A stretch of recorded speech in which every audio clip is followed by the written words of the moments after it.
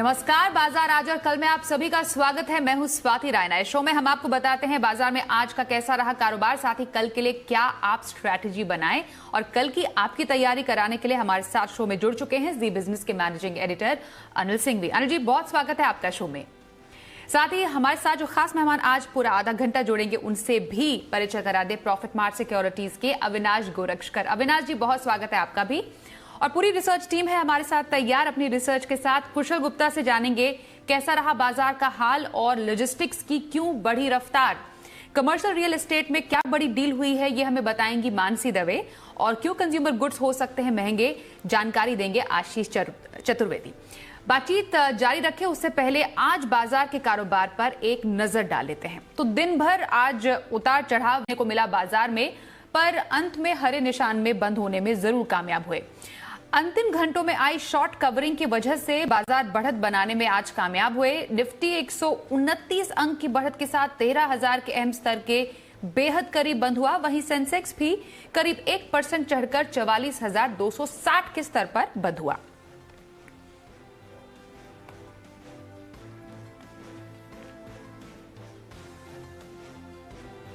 और आज के बाजार पर एडिटर स्टेक के लिए अनिल जी आपके पास आ रहे हैं। आज तो बाजार ने सबको खूब छकाया, देखा हमने उतार चढ़ा हुआ, लेकिन चलिए अंत में हमने देखा कि हरे निशान में बंद होने में कामयाब रहे। ये जो उतार चढ़ाव और फिर हरे निशान में बंद होने की वजह क्या रही है?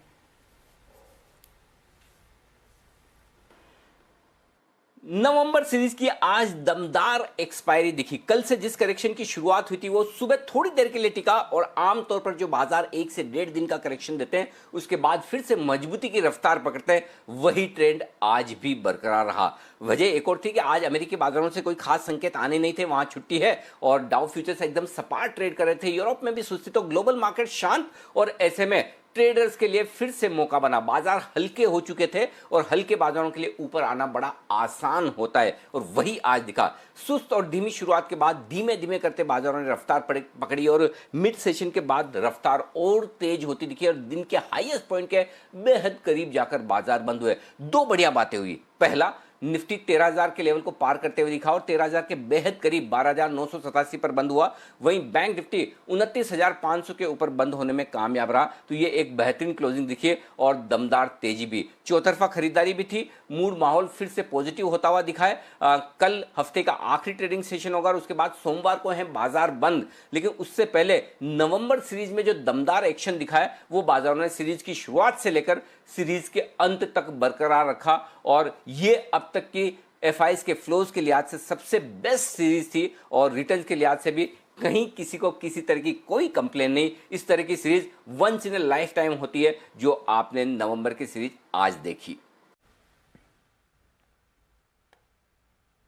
और अब कल ट्रेडिंग सेशन कैसा रह सकता है, जो कि हफ्ते का आखिरी ट्रेडिंग सेशन है, और स्ट्रैटेजी क्या रहे ये भी सर आपसे जानेंगे।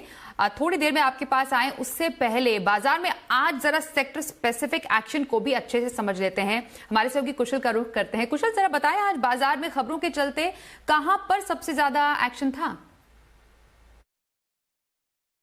जी, तो नवंबर सीरीज की एक्सपायरी जो है बहुत ही शानदार नोट पर बंद होती हुई दिखी, जहां पर अगर आपने देखा तो निफ्टी और बैंक निफ्टी क्या बेहतरीन तेजी, 100 अंकों से ज्यादा की तेजी निफ्टी में देखने को मिली और साथ ही अगर आप बैंक निफ्टी देखेंगे तो 350 अंकों से ज्यादा का उछाल यहां पर भी रहा। निफ्टी में चढ़ने वाले शेयरों में देखेंगे तो मेटल काउंटर्स का आज बहुत ही बढ़िया बोलबाला रहा, जहां पर JSW steel, Tata steel top gainer निकल कर आया। देखिए 5 से 7% का इंट्राडे अपमूव यहां पर रहा। साथ ही बजाज फाइनेंस अपने ऑल टाइम हाई के काफी करीब आज फिर से पहुंचता हुआ नजर आया। निफ्टी में गिरने वाले शेयरों में आइशर मोटर्स, मारुति सुजुकी यानी कि ऑटो पैक जो थे वहां पर दबाव साफ तौर पर नजर आया। वहीं मेटल स्पेस, जैसे कि मैं बात कर रहा था आपसे, सेल आप देखिए 8-9% की तेजी इंट्राडे यहां पर रही। साथ ही जेएसडब्ल्यू स्टील और जेएसपीएल जैसे शेयरों में भी बढ़िया तेजी बनती हुई नजर आई। साथ ही पीएसयू बैंक्स यहां पर एक आउटस्टैंडिंग गेनिंग ग्राउंड्स बनते हुए नजर आए, जिसमें बैंक ऑफ बड़ौदा उनको लीड करता हुआ दिखा और कैनरा बैंक में भी अच्छी तेजी बनती हुई दिखी।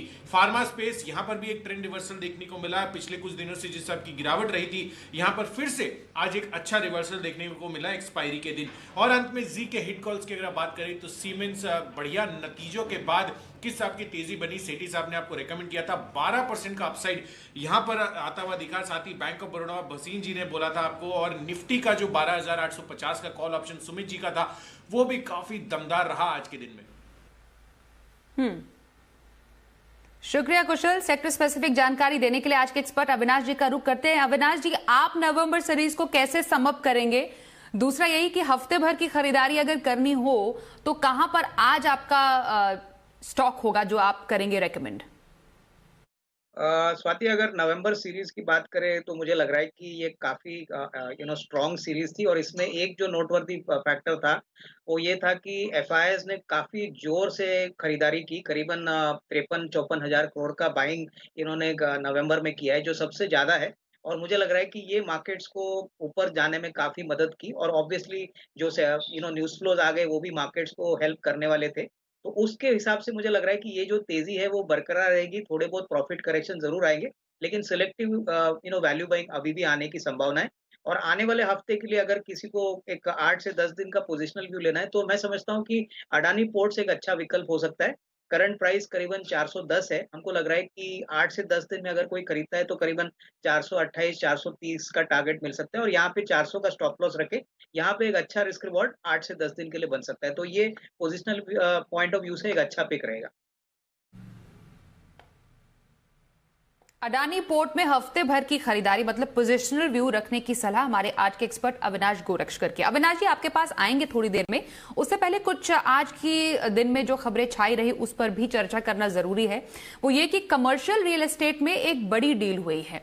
अब गोदरेज ग्रुप और पूर्वांकरा के बीच हुई इस डील के मायने क्या है ये समझना जरूरी है। गोदरेज फंड मैनेजमेंट का प्लान क्या है, इन सब पर जानकारी के लिए हमारे साथ हैं मानसी दवे। मानसी, जरा बताएं, ये जो डील है गोदरेज ग्रुप और पूर्वांकरा के बीच, इसके मायने क्या हैं?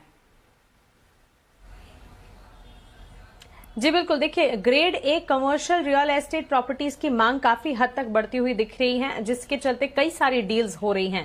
ताजा खबर यह है कि गोदरेज ग्रुप और पूर्वांकरा के बीच 1200 करोड़ की डील होने जा रही है। गोदरेज ग्रुप की पीई गोदरेज फंड मैनेजमेंट ये डील करेगी। आपको बता दें, पूर्वांकरा से 10 लाख वर्ग फुट कमर्शियल प्रॉपर्टी खरीदने की इनकी योजना है, और फॉरवर्ड परचेज अग्रीमेंट के तहत ये डील होती दिखेगी, जिसके तहत पूर्वांकरा आगे की तारीख पर एक तय रकम पर डील कर लेगी। गोदरेज फंड मैनेजमेंट के अगर प्लान्स की बात करें, गोदरेज फंड मैनेजमेंट की इस साल की दूसरी बड़ी डील है। इसी साल सेंचुरी रियल एस्टेट होल्डिंग से 700 करोड़ की जमीन इन्होंने खरीदी है, और विदेशी निवेशकों से $50 करोड़ की पूंजी जुटाने का भी लक्ष्य इनका है। कंपनी के पास कुल 40 लाख वर्ग फुट की ऑफिस स्पेस भी है, जिसमें से 10 लाख वर्ग फुट ऑपरेशनल है, और 30 लाख वर्ग फुट जो है आने वाले 24 से 36 महीनों में ऑपरेशनल करने का इनका लक्ष्य है। दिल्ली एनसीआर, मुंबई, पुणे और बेंगलुरु के मार्केट्स पर खास फोकस है। इस डील के अगर मायने की बात करें, इस साल की सबसे बड़ी कमर्शियल डील साबित होती हुई दिखेगी। ये पूर्वांकरा को डील से पूंजी जुटाने में मदद मिलेगी, और गोदरेज ग्रुप को बेंगलुरु मार्केट में जगह बनाने में मदद मिलेगी। तो एक विन विन सिचुएशन है, जिसके तहत गोदरेज प्रॉपर्टीज और पूर्वांकरा दोनों पर ही फोकस रहेगा। जी शुक्रिया मानसी, इस पूरी खबर पर जानकारी के लिए। अविनाश जी, आपके लिए इस डील के क्या मायने हैं और कहां पर सबसे ज्यादा इंपैक्ट हम देख पाएंगे? मुझे लग रहा है कि आई थिंक गोदरेज ग्रुप के लिए ये अच्छी खबर है, और मुझे लग रहा है पूर्वांकरा के लिए भी डेफिनेटली अच्छी बात है। लेकिन ओवरऑल रियल एस्टेट सेक्टर में हमको लग रहा है कि ये इस प्रकार का ट्रैक्शन आना ये डेफिनेटली सेक्टर के लिए एक पॉजिटिव बात रहेगी। मुझे लग रहा है कि ऑलरेडी रियल एस्टेट कंपनीज में काफी ट्रैक्शन देखने को मिला है, लेकिन होपफुली जो तीसरी तिमाही है यहाँ पे नंबर्स पे भी थोड़ा बहुत असर ऑपरेशनली अच्छा आने की उम्मीद है। और ओवरऑल होपफुली एक बार कोविड नॉर्मल होता है तो FY22 स्वाति, मुझे लग रहा है कि रियल एस्टेट सेक्टर के लिए एक अच्छा समय आएगा। ओवरऑल जो इंटरेस्ट रेट्स अभी कम हो चुके हैं घर खरीदने के लिए, ये एक बहुत बड़ा ट्रिगर पॉइंट है जो नया डिमांड अफोर्डेबल हाउसिंग में क्रिएट करेंगे। तो मेरे ख्याल से गिने चुने रियल एस्टेट प्लेयर्स है जहाँ पे कर्जा कम बैलेंस शीट पे और जो रीजनेबल इन्वेंट्री अपने बुक्स पे रखते हैं, इनको काफी फायदा होगा। तो गोदरेज प्रॉपर्टीज पे नजर रखें। हमको लग रहा है कि ये एक ऐसी कंपनी है जो आने वाले साल में भी अच्छा खासा रिस्क रिवॉर्ड दे सकती है। तो रियल एस्टेट को वाकई बूस्ट की जरूरत भी है, और आने वाला जो समय है अच्छा हो, ये सब उम्मीद भी कर रहे हैं। आगे बढ़ते अगली खबर की ओर, और खबर ये है कि हर जगह वैक्सीन अब आने की जो चर्चाएं वो शुरू हो गई है, और उसके बाद खास तौर पर जो लॉजिस्टिक्स शेयर हैं उसमें काफी ज्यादा तेजी नजर आ रही है। जरा इसकी कुछ और डिटेल्स और तेजी के ट्रिगर समझते हैं कुशल से। कुशल, जरा बताएं लॉजिस्टिक शेयर्स का हाल। जी, तो पिछले कुछ हफ्तों से जिस हिसाब से लॉजिस्टिक शेयरों में तेजी बनती हुई नजर आई है, उसकी दो बड़ी वजह है। सबसे पहले तो जो बेहतरीन अक्टूबर आंकड़े आते हुए दिखे हैं, उसकी वजह से आप देखिए इस स्पेस में काफी अच्छी तेजी बनी, जिसमें अगर आप देखें तो अक्टूबर में रिकॉर्ड स्तरों पर ई वे बिल बनते हुए दिखे। करीब 6.5 करोड़ का आंकड़ा ये छूता हुआ नजर आया पहली बार जब से ई वे बिल का सिस्टम इंट्रोड्यूस हुआ है। और यही नहीं, अगर आप वॉल्यूम्स की भी बात करें तो जो कंटेनर रेल वॉल्यूम्स है वहां पर भी 9% की बढ़त रही, और घरेलू फ्रंट पर तो ये जो आंकड़ा है करीब 16% की बढ़त दिखाता हुआ नजर आया। इनफैक्ट जो ट्रक एसोसिएशन है, उनकी जो एजेंसी है, उन्होंने भी ये बोला कि जो ट्रक रेंटल्स हैं 10 से 12% का उछाल वहां पर भी हमें देखने को मिला। और दूसरी बड़ी वजह वैक्सीन जो डेवलपमेंट अभी हो रही है, इसकी जनवरी 2021 से सरकार जो है ये एक्सपेक्ट कर रही है कि ये रोल आउट करते हुए नजर आएंगे। और जब वैक्सीन को रोल आउट किया जाएगा तो जो डिस्ट्रीब्यूशन का काम है वो लॉजिस्टिक स्पेस में जो अभी कंपनियां हैं जो कोल्ड स्टोरेज चेन पर खासकर फोकस करती हैं वहां पर नजर रहेगी, क्योंकि यहां पर वैक्सीन को ट्रांसपोर्ट करने के लिए एक रेगुलेटेड टेम्परेचर पे आपको इसको मूव करना होगा। तो जो लॉजिस्टिक कंपनियां जो इस स्पेस में एक्सपर्टीज अपनी रखती हैं, जैसे स्नोमैन लॉजिस्टिक्स और साथ ही अन्य कंपनियां, उन पर फोकस रहेगा। और यही दो बड़ी वजह है जिस वजह से आपको ओवरऑल लॉजिस्टिक स्पेस में इतनी बढ़िया तेजी देखने को मिल रही है। शुक्रिया कुशल इस पूरी जानकारी के लिए आपका। अविनाश जी, क्विक टेक आपका, लॉजिस्टिक शेयरों पर एक तेजी नजर आ रही है और उस फोकस में जो कंपनियां हैं उस पर क्या किया जाना चाहिए? नहीं, मुझे लग रहा है कि लॉजिस्टिक कंपनीज में गिने चुने प्लेयर्स है, जैसे कि स्नोमैन है, मैं समझता हूँ कि ऑल कार्गो है, तो यहाँ पे डेफिनेटली खरीदने के मौके होंगे। हालांकि ये शेयर्स काफी जल्दी भाग चुके हैं। मुझे लग रहा है कि डेफिनेटली अगर कोई मार्केट करेक्शन में इसको डिक्लाइन में खरीदे तो रिस्क रिवॉर्ड और अच्छा रहेगा। लेकिन ओवरऑल गटी और जो स्नोमैन लॉजिस्टिक है और ऑल कार्गो है, ये तीनों शेयर्स में हमको लग रहा है कि आने वाला साल इनके लिए एक बम्पर काइंड ऑफ परफॉर्मेंस दिखाने की क्षमता रखता है, क्योंकि ये जो कोविड वैक्सीन की जो रेगुलेटरी टेम्परेचर की जरूरत है, वहाँ पे सिर्फ स्पेशलाइज्ड प्लेयर्स ही एंटर करेंगे। और यहाँ पे ये 2-3 प्लेयर्स के बाद वो इंफ्रास्ट्रक्चर है जो इनको डेफिनेटली ये मार्केट अपॉर्चुनिटी ये कैपिटलाइज कर सकते हैं। जी, तो ये लॉजिस्टिक स्पेस की बात हुई। जरा कंज्यूमर गुड्स की तरफ से आते हैं, क्योंकि आने वाले दिनों में खबर यह है कि कंज्यूमर गुड्स महंगे हो सकते हैं। कमोडिटीज की दरअसल लागत बढ़ने का असर इनकी कीमतों पर दिख सकता है। कंज्यूमर गुड्स के महंगे होने की संभावना और क्यों है, इस पर जरा और डिटेल रिसर्च हमारे पास समझाने के लिए आशीष चतुर्वेदी है। आशीष, जरा बताएं। देखिए, ऐसा माना जा रहा है कि कंज्यूमर ड्यूरेबल कंपनी जो है वो कीमतें बढ़ा सकती हैं, और इसके पीछे का कारण ये है कि अगर आप देखें तो कमोडिटी प्राइसेस में अक्रॉस आप पूरा मेटल पैक देख लीजिए, क्रूड को बास्केट देख लीजिए, सब में काफ़ी बढ़िया उछाल देखने को मिला है पिछले कुछ महीनों में, जिसके चलते कंपनीज की जो प्रोडक्शन कॉस्ट है इसमें एक इजाफा हुआ है। एक और कारण ये भी है कि भारत सरकार ने जो सस्ते कंपोनेंट इंपोर्ट पर प्रतिबंध लगाए, इससे भी कहीं ना कहीं कंपनीज की जो लागत है वो बढ़ती हुई नजर आई है। दरअसल अगर आप देखें तो त्योहारी सीजन में कंपनीज की जो बिक्री हुई थी वो काफ़ी बढ़िया हुई अक्रॉस द सेगमेंट। पूरे कंज्यूमर ड्यूरेबल, कंज्यूमर इलेक्ट्रॉनिक्स में अगर आप देखें तो 10% से ज़्यादा की ग्रोथ देखने को मिलेगी, और खासतौर पर जो ई कॉमर्स स्पेस से बिक्री हुई है उसमें करीब 25 से 35% का इजाफा हुआ। जो रिटेल सेगमेंट है वहाँ से करीब 15 से 17% की ग्रोथ देखने को मिली।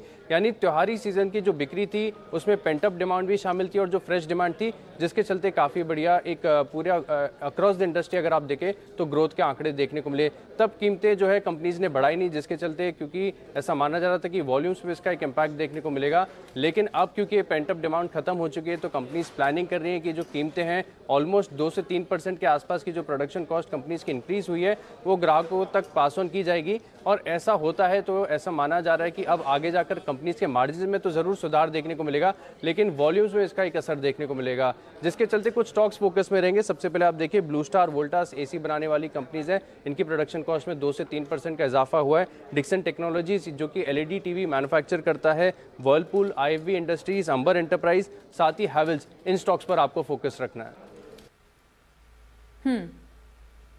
जी, शुक्रिया आशीष इस पूरी खबर पर और डिटेल में जानकारी देने के लिए आपका। चलिए अब शो के खास सेगमेंट शर्मा जी के ऑप्शन का वक्त हो गया है।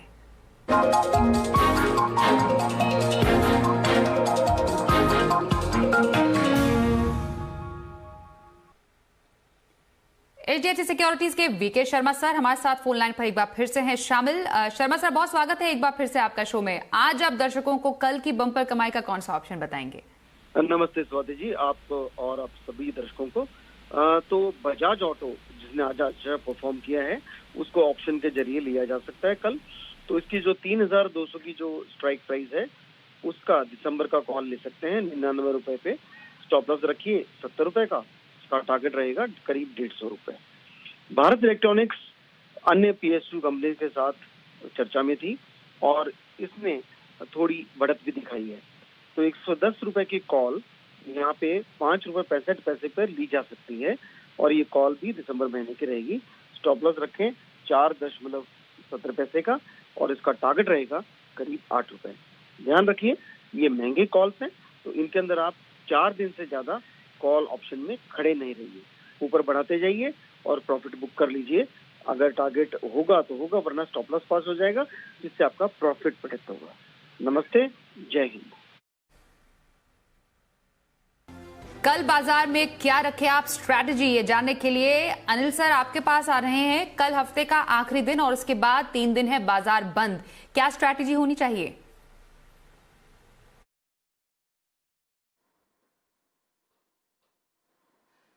जहां तक कल के बाजारों का सवाल है, शायद आपके पास ग्लोबल संकेत मिले जुले या बहुत ही कम होंगे और भारतीय बाजार अपने दम पर ट्रेड करेंगे। फ्रेश खरीदारी एफआईज की तरफ से किस तरह की आती है ये देखना इंटरेस्टिंग होगा, लेकिन एक बात साफ है, बाय ऑन डिप्स का मार्केट बन चुका है। ऐसे में निफ्टी 12,800 12,850 की रेंज में मजबूत सपोर्ट लेता हुआ दिख रहा है और उस सपोर्ट को ध्यान में रखते हुए आपको खरीदारी करनी चाहिए फिर से 13,050 13,150 तक के टारगेट के लिए। जहां तक बैंक निफ्टी का सवाल है, 28,950 29,150, ये 200 पॉइंट की रेंज बैंक निफ्टी पर मजबूत सपोर्ट का काम करेगी और कल के लिए जो ऊपर के लेवल होंगे वो 20,750 से लेकर, माफ कीजिएगा, 29,750 से लेकर 29,900 तक के होंगे और उसके पार निकले तो फिर 30,150 से 30,200 तक की भी तैयारी बैंक निफ्टी कर सकता है। तो मजबूत एक्शन बाजार में कल भी देखने को मिलेगा। दिक्कत एक ही है, नई सीरीज की शुरुआत है, तो देखते हैं किस तरह की पोजीशंस के साथ हम शुरुआत करते हैं, पहली बात। दूसरी बात जो सबसे इंपॉर्टेंट है वो ये कि लंबा वीकेंड है, सोमवार को बाजार बंद होंगे, 3 दिनों की छुट्टी होगी। तीसरी बात ये भी है कि कल अमेरिका के बाजार खुलेंगे तो सही, लेकिन सिर्फ आधे दिन के लिए, तो ग्लोबल संकेत थोड़े आपके पास कम होंगे, लेकिन अगर फ्लोज मजबूत है, सेंटिमेंट अच्छा है, ट्रेंड तेजी का है और हर गिरावट पे आ रही खरीदारी, तो मूड माहौल अच्छा रहने की पूरी उम्मीद है और बाजार फिर से नई ऊंचाइयों की तरफ बढ़ने की पूरी कोशिश कल के सेशन में कर सकते हैं और इसके लिए आप हो जाइए तैयार। शुक्रिया अनिल सर हमारे साथ शो में शामिल होने के लिए और कल की स्ट्रैटेजी बताने के लिए। अब अविनाश जी आपके पास आ रहे हैं और लंबी अवधि की खरीदारी करनी हो तो कहां पर नजर रखें? स्वाति, लंबी अवधि के लिए यानी अगले 6 से 8 महीने के लिए अगर कोई कैश काउंटर हमको पसंद आ रहा है तो वो बेसिकली सुप्रीम पेट्रोकेमिकल्स है। ये कंपनी बेसिकली एक मार्केट लीडर है, स्पेशलिटी केमिकल्स बनाती है और पॉलिस्टीरीन और स्टायरीन जैसे प्रोडक्ट्स में काफी इम्पोर्टेंट मार्केट शेयर कमांड करती है। ज्यादातर इनका नॉन मैन्युफैक्चरिंग और मैन्युफैक्चरिंग दोनों सेक्टर में यूज होता है। जो नोटवर्दी बात इस कंपनी की है वो इसमें ये कि पिछले साल कंपनी ने 107 करोड़ का मुनाफा कमाया था। इस बार 6 महीने में कंपनी ने करीबन 75 करोड़ का प्रॉफिट ऑलरेडी रिकॉर्ड किया है और सबसे बड़ी बात, कंपनी बिल्कुल कर्जा मुक्त है, करीबन 25-30% की return on capital employed ROC कमाती है, तो बहुत ही प्रॉफिटेबल है और सुप्रीम इंडस्ट्रीज की ग्रुप कंपनी है। सुप्रीम इंडस्ट्रीज इनका प्रमोटर है, तो मुझे लग रहा है कि आने वाले 6 से 8 महीने में परफॉर्मेंस का जो ट्रैक रिकॉर्ड है वो और भी तेजी से बढ़ेगा और यहाँ से इन्वेस्टमेंट पॉइंट ऑफ व्यू से करीबन 390-400 का टारगेट प्राइस पॉसिबल है। तो मुझे लग रहा है कि इस शेयर को जरूर अपने पोर्टफोलियो के लिए 6 से 8 महीने के लिए जरूर खरीदना चाहिए।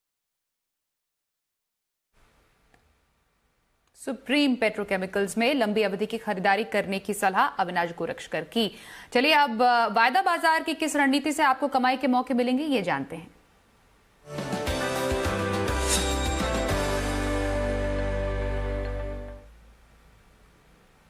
चॉइस ब्रोकिंग के सुमित बगड़िया हमारे साथ शो में शामिल हो चुके हैं। सुमित जी बहुत स्वागत है आपका शो में। अब बताइए कल ऑप्शन के जरिए कहां पर मौके बनेंगे? हाय, गुड इवनिंग। देखिए आज मार्केट में लोअर लेवल से एक अच्छी रिकवरी देखने को मिली है, तो कल ऑप्शन के जरिए कॉल के अंदर तेजी करके स्टॉक के अंदर कॉल लेके ट्रेड करने की सलाह रहेगी। पहला स्टॉक जो मेरे को चार्ट पे अच्छा दिख रहा है वो है मन्नापुरम में 170 वाला कॉल 9 रुपए के आसपास लेने का सलाह रहेगा। मन्नापुरम यहाँ से तेजी दिख रहा है मेरे को, तो ये 170 वाला कॉल का स्टॉप लॉस लगाना है 7 रुपया और ऊपर में टारगेट बनेंगे 12 रुपए से लेकर 14 रुपए तक के। 1 से 2 दिन का कॉल होगा मन्नापुरम का। दूसरा स्टॉक जो मेरे रडार पे है वो है सीमेंट सेक्टर। पूरा सीमेंट सेक्टर अच्छा दिख रहा है, जिसमें ग्रासिम यहाँ पे बहुत बढ़िया दिख रहा है। तो ग्रासिम का ऑप्शन के जरिए 880 वाला कॉल बाय करके चलने का सलाह रहेगा 38-40 रुपीज के आसपास। 30 रुपए का इसके अंदर स्टॉप लॉस लगाना है 880 के कॉल के अंदर, और ऊपर में टारगेट बनेंगे 1 से 2 दिन के अंदर 50 रुपए से लेके 55 रुपए तक के। तो ग्रासिम का 880 का कॉल लेके चलने का सलाह रहेगा।